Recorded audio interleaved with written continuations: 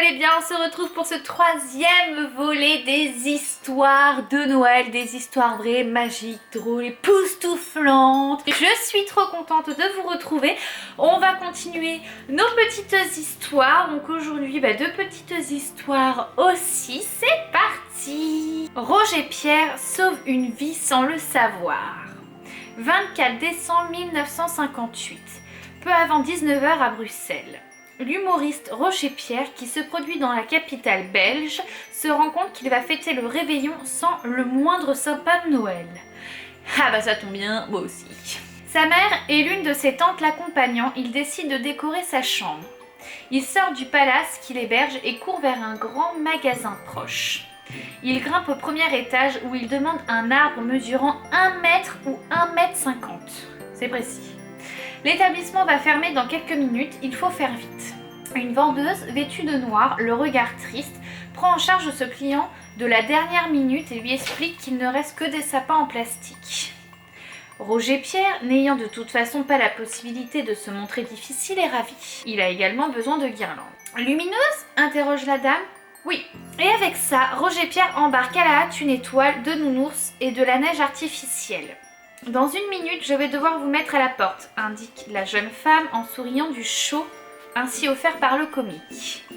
En réglant la note, Roger Pierre explique à sa bienfaitrice: je suis chaque soir à l'Alhambra, dans une revue de l'Alhambra de Paris.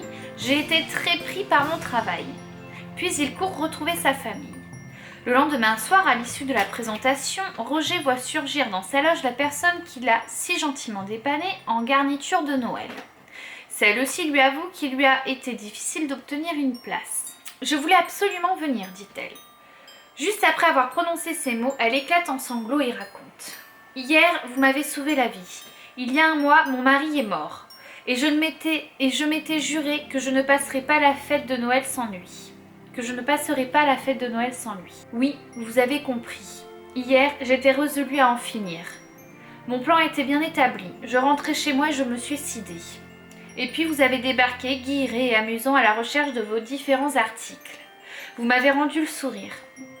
Et, ce soir, au milieu de tous ces gens visiblement heureux avec vous, j'ai repris espoir.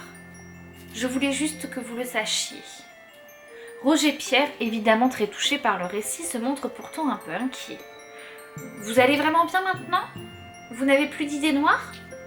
Rassurez-vous, je n'essaierai plus de mettre fin à mes jours. » Oh, purée.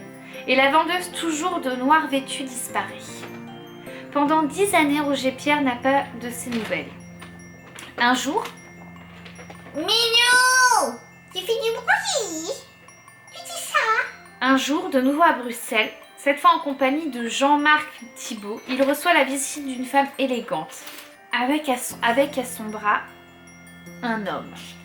Vous me connaissez ? Roger Pierre doit bien admettre que ce n'est pas le cas.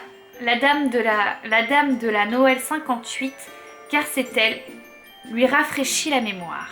Je désirais, confie-t-elle, que mon nouveau mari fasse la connaissance de celui qui autrefois m'a donné envie de m'accrocher à l'existence. Oh, putain, mais elle est trop émouvante cette histoire. Elle est trop émouvante. Comme quoi, hein, un bonjour, un merci. Comme quoi, voilà, ne pas faire la gueule, être gentil avec les autres, être courtois, enfin purée, mais ça a tellement de l'importance, quoi.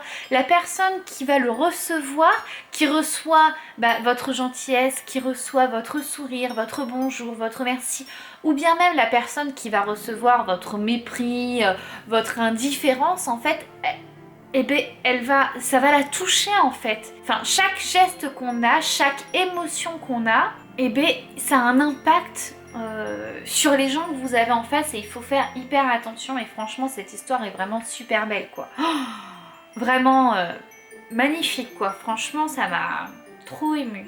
Comment ça marche ? Barbara Moore, docteur de son état, âgée de 56 ans, a décidé de concrétiser un projet insolite. Partant d'Édimbourg, rallier Londres à pied. En se lançant dans son périple le 17 décembre 1959 à 11 h, elle explique à la presse intéressée par cet exploit aussi gratuit qu'inutile. « Je me donne 5 jours pour arriver à destination. » C'était compté sans le froid et la pluie, pourtant habituels dans le climat britannique de fin d'année. Tout au long de son voyage, Barbara Moore se nourrit exclusivement de jus de fruits et de légumes. Et finalement, au bout de 7 jours et 7 nuits, elle gagne son pari. Ah, elle a mis 2 jours de plus.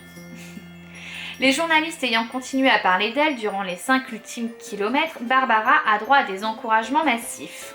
Délaissant leur réveillon, de nombreux londoniens et londoniennes sont venus acclamer la valeureuse sportive.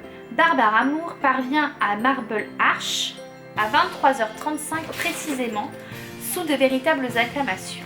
Des automobilistes se sont massivement arrêtés aux alentours et la saluent à coups d'avertissements sonores. Heureuse mais épuisée, Barbara passe la nuit de Noël dans un hôpital où elle va reprendre des forces sous le contrôle de quelques confrères. Seul motif d'inquiétude pour Barbara, elle a perdu la trace de son mari, le sculpteur Harry Moore. Celui-ci a enfourché sa moto afin d'aller à la rencontre de sa championne, mais il n'a réussi qu'une chose, montrer un moins bon sens de l'orientation que son épouse. Non mais il y a des gens qui sont vraiment dingues quoi, il y a quand même 658 km qui relient Édimbourg à Londres, et encore que je viens de regarder sur Google Maps, c'est en voiture, donc à mon avis, c'est genre en passant par l'autoroute, ouais c'est ça, A1 et A1. Ouais, oh purée, la nana, elle était motivée quoi, à se nourrir que de fruits et de légumes, mais c'est dingue ça. Remarque, j'ai envie de vous dire, hein, les fruits et les légumes, c'est là où il y a le plus de protéines, où il y a plus de vitamines, donc c'était bien pour avoir un petit peu de carburant, bah dis donc. Et ce qui est le plus marrant dans cette histoire, c'est qu'elle est arrivée, bon peut-être 2 jours en retard, mais son mari, il n'est pas du tout arrivé avant elle, quoi, trop marrant, quoi.